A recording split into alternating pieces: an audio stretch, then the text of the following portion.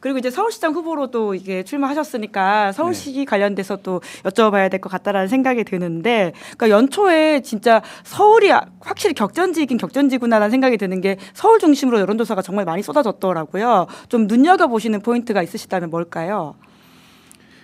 저는 오세훈 시장의 대세론이 꺾였다. 아, 오세훈 대세론 꺾였다. 그러니까 작년하고 한번 비교해 보십시오. 그때는 뭐 민주당 후보 누구도 안 된다 이런 분위기가 컸는데 지금은 그렇지 않지 않습니까? 그건 이렇게 보면 될 것 같아요. 올해 지방선거의 일관된 기조는 두 가지입니다. 첫 번째는 내란 계엄에 대해서 반성하지 않는 윤석열과 그 일당, 그리고 오히려 극우로 치달았던 국민의힘에 대한 정책 심판의 성격이 남아 있습니다. 지난 심판? 대선 때 회초를 들었는데 여전히 정신 못 차리고 있다.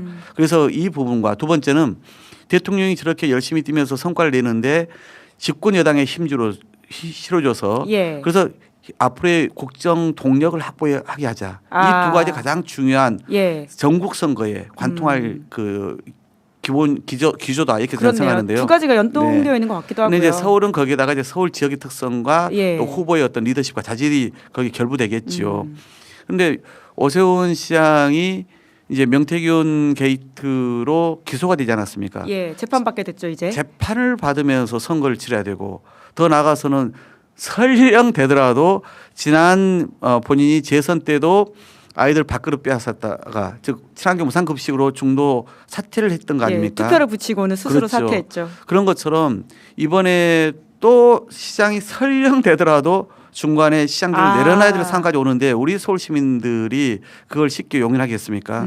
그런 점에서 오세훈 시장에 대한 피로감 문제라든가 또는 한강버스를 포함한 여러 가지 그 정책 실패에 대한 그 평가까지 결부되면서 오세훈 시장은 많이 꺾였다 이렇게 보는 거고요. 그 여론사에서도 이번에 많이 확인되고 있지 않냐. 그래서 앞으로 국민의힘은 오세훈 시장 아니면 지금 뛰고 있는 사람이 나경원 의원 정도이지 않습니까? 그러니까 저쪽은 오히려 좀 이 고정적인데 우리는 지금 이제 뭐 여러 명이 지금 거론되고 있잖아요. 후보가 지금 진짜 많죠. 한 뭐 최소 8명 가량도 예상되고 있는데 그러니까 우리는 역동적 경선을 통해서 그 후보의 장단점을 또 여러 가지 능력을 우리 시민들과 특히 지지자들에게 검증받는 기회가 있지 않습니까? 그걸 통해서 저희는 충분히 힘을 모아가면은 우리가 압도적으로 이길 수 있을 것이다 이렇게 기대를 하죠. 물론 서울이 부동산 문제라든가 또 시민들께서 스윙버터 그러니까 좀 중도층도 많은 편이에요. 그러니까 그 당과 후보의 어떤 태도와 자세도 같이 봅니다. 그리고 부동산 문제 같은 정책에 대해서의 향후의 어떤 비전도 같이 보게 되거든요. 그래서 그런 부분까지 우리가 잘 준비해 가면은 서울시장도 충분히 이길고도 남는다 이렇게 저는 생각을 하는 거고요. 누가 후보가 최종적으로 되든지 간에 전국 선거는 뭐 저는 지도부가 이제 잘 해나갈 거라 생각합니다. 그래서 지금의 이런 여러 가지 유기적 요소를 잘 극복하면은 아까 그 두 가지 요인 때문에 그래도 우리 국민들께서 지혜롭게 힘을 실어줄 것이라 기대하고 있습니다. 내란 심판과 정권에 대해서 힘을 실어줘야 된다. 요 두 가지 요소라는 말씀이신 건데 그럼 서울 외에 가장 격전지로 바라보시는 곳은 어디세요? 아무래도 충청권하고 부산 쪽 아니겠습니까? 영남권. 그런데 충청권은 이제 당장 대전과 그 충남의 통합 문제가 남아 있고요. 이제 부산은 전지수 전 장관의 수사가 어떻게 되냐에 따라서 많이 좀 결과가 달라지지 않겠어요. 그리고 경남도 지금은 김경수 전 지사가 준비를 하는 걸로 보여지는데 경쟁력이 있는 분 아니겠습니까? 그래서 서울에서 이기고 그리고 충청에서 이기고 불경에서 한 곳이라도 우리가 제대로 이긴다면 뭐 대통령에게 확실히 힘이 실어주는 선거로 끝나지 않을까 이렇게 저희는 예상하고 있는 거죠. 그게 문재인 정부 초반에 있었던 지방선거였던 것으로 기억을 하는데요. 아마 그 영남 지역 빼고는 거의 그 당시 민주당이 이겨서 굉장히 국정의 동력을 가져갔던 것 같은데 비슷하게 될 가능성이 높다 이렇게 보시는 그렇습니다. 거네요. 아니 당장 지금 서울 지역을 중심으로 해서 부동산 주택 문제가 심각하니까 여기 대해서 공급 대책을 내놓으려고 하는데 중앙정부와 서울시의 입장이 엇박자가 나다 보니까 되게 지금 계속 미뤄지기도 하고 뭐 좀 더 그 전향적인 입장을 내놓지 못하고 있잖아요. 그러니까 서울만 놓고 봐도 이 정부가 성공하려면 서울시장을 대통령과 호흡이 정말 잘 맞는 사람으로 세워야 되지 않겠어요. 저는 이제 그런 점에서 저도 이제 강점이 있다 이렇게 보는 건데 그래도 삼선 의원 중에서도 서울 지역 의원 중에서 당시에 최초로 공개 지지 선언해서 대통령 후보 캠프를 짜고 비서실장을 맡아서 대통령 후보를 만들지 않았습니까?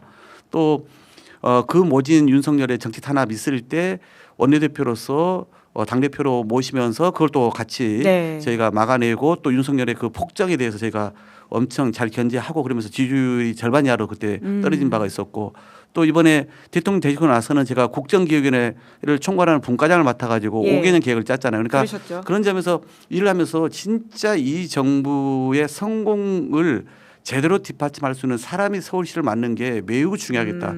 그러려면 대통령하고 팀워크도 매우 중요하겠다 이런 생각을 했던 것이죠. 네, 그 최소 8명 중에서의 그 박홍근 의원님의 강점이 뭔지 여쭤보려고 했는데 먼저 네. 말씀을 해주셔가지고 네. 그럼 뭐 주요 공약을 좀 소개해 주신다면 어떤 게 있으실까요? 아무래도 이제 서울은 시민들이 어떤 걸 좀 가장 고민을 할까 네. 하면은 저는 불안정하다 예. 또는 불평등하다. 아, 그리고 이제 서울 안에서는 격차가 너무 심해서 불균형 지금 도시다 이렇게 저는 세 가지 3부를 얘기하거든요. 이 3부를 해소할 수 있는 시장의 리더십이 필요하다 보죠. 그 중에서 이제 제가 이 5개 분야의 그 비전을 발표를 했고 서울을 그래서 궁극적으로는 글로벌 G2 도시로 만들겠다. 그래서 경제 문화 중심 도시로 만들어 가겠다 이렇게 제가 발표를 했는데 이 5개 분야 중에서 제가 다시 이제 좀 더 구체적으로 공약 발표한 게 주거 문제하고 교통 분야입니다. 가장 큰 문제죠. 예, 그러니까 예를 들어 교통 같은 경우도 제가 5분 컷 서울 얘기를 했거든요. 그러니까 시민 누구나 마을버스나 자전거를 타고 5분 이내에 전철역이나 예. 또는 그 주요 환승 거점까지 도달할 수 있는 그런 탄소 중립 모빌리티 도시를 만들자 이게 제 내용인데요. 거기는 예를 들어 공공 자전거 따릉이 무료화하자 또는 마을버스도 중공용화를 거쳐서 그래서 이 임기안에 무료화하겠다. 예. 그래서 전철을 좀 더 많은 사람들이 편하게 이용할 수 있는 그런 곳 또는 간선버스를 좀 더 네. 쉽게 탈 수 있게끔 하는 것 이건 매우 중요하잖아요. 5분 컷. 예. 예.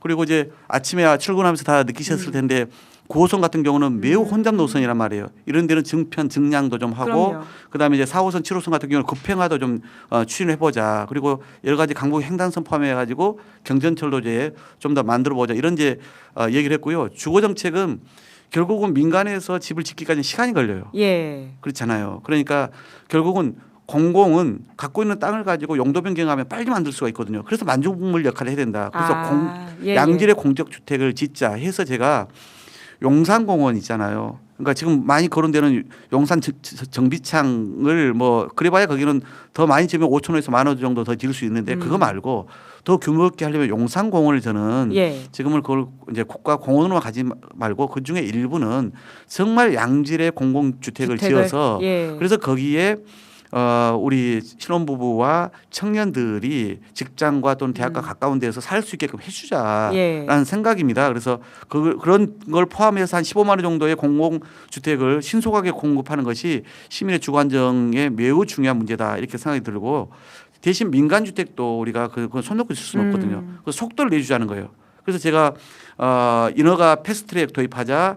그다음에 재개발 재건축할 때 인허가 기준을 사전에 좀 분명히 하자. 그리고 이제 그게 700세대나 1000세대 이하인 경우는 지금 병목 현상이 생겼거든요. 서울시가 다 틀어지고 있다 보니까 그 심사 시간이 너무 오래 걸리는 네네. 거예요. 그래서 적정 규모 이하는 구청에다가 인허가권을 이제는 이관해 주자. 그래서 좀 더 빠르게 집을 지어서 공급하게 해 주자. 이런 것과 함께 이제 어려운 분들 있잖아요. 옥탑방, 그다음에 반지하 예. 이런 이제 주거 취약계층 그렇죠. 예. 그다음에 전세 사기 피해자들 아이고. 이런 분들을 위해서 주거 안정과 관련된 여러 가지 공약도 함께 내놨습니다. 네, 의원님의 오랜 의정 경험이 딱 빛을 발하는 공약 같다라는 생각이 드는데 이야기할 때 가장 신나 보이시긴 하는 것 같습니다. 제가 이제 당에서 뭐 예결위원장도 국회에서 예. 했지만은 을 지키는 민생 실천위원장을 그렇죠. 했잖아요. 을지로위원장. 그러니까 그런 생활상의 어려움 예. 또 이 그 의뢰 유치해 있는 분들의 그 힘든 걸 이런 걸 많이 현장 누비면서 갈등도 조절했고 문제도 많이 해결해 봤기 때문에 예. 시민의 삶을 시정에 가장 우선시 두는 시정을 펼쳐야 된다.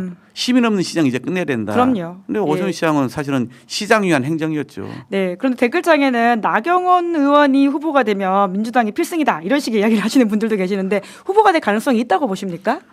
그분 되게 해안이 있으신 분이네요. 나경원 의원 보십시오. 예. 원래 명태균 여론조사만 없었으면 자기가 예. 공천을 받아서 지금은 시장이 됐을 거고 그래서 얼마나 이제 그 4년 동안 이걸 보면서 와신 상담했겠어요. 그러니까 다녀보면은 열심히 각 행사에 나타나고 요즘은 막 구구 유튜버들도 국회 불러가지고 행사도 하고 그랬죠. 상도 뭐 받고. 오선인데도 불구하고 막 저 법사위 간사도 하겠다 하면서 막 더 구구적인 강경한 발언을 내놓고 있지 않습니까? 그러니까 자기가 억울하게 빼앗긴 자리 이번에는 반드시 뺏어오겠다 이런 이 생각을 엄청 그런 욕망이 클 거라 생각을 해요. 그래서 지금 그런 여러 가지 행보를 보이고 있는 것이 이제 오세훈이 꺾일 거다. 그러면 자기가 그걸 이어받을 수 있을 것이다. 이런 생각을 갖고 하는 것 같은데 알다시피 시민이 그렇게 호락호락합니까? 그렇게 한쪽으로 더 치우친 인사인데 저는 그거 용납할 거라 생각하지 않습니다. 오히려 나경원 후보가 된다면 훨씬 더 극우화된 그러니까 내란의 강을 건너긴커녕 아예 그냥 중도에서 침몰을 자초하는 그런 모양새이기 때문에 나경원 후보의 확장성이 훨씬 없는 것이죠. 예. 우리로서는 좀 더 쉬운 선거를 할 수 있을 거라 보긴 합니다. 그럼 국민의힘엔 누가 나오더라도 민주당이 이긴다 이렇게 지금 보시는 거네요. 뭐 오세훈이 가장 강하다고 했는데 이미 꺾인 하락세로 들어섰기 예. 때문에 충분히 저는 가능하다고 보죠. 네, 의원님 재밌게 이야기를 나누다 보니까 벌써 시간이 30분을 꽉 찼는데요.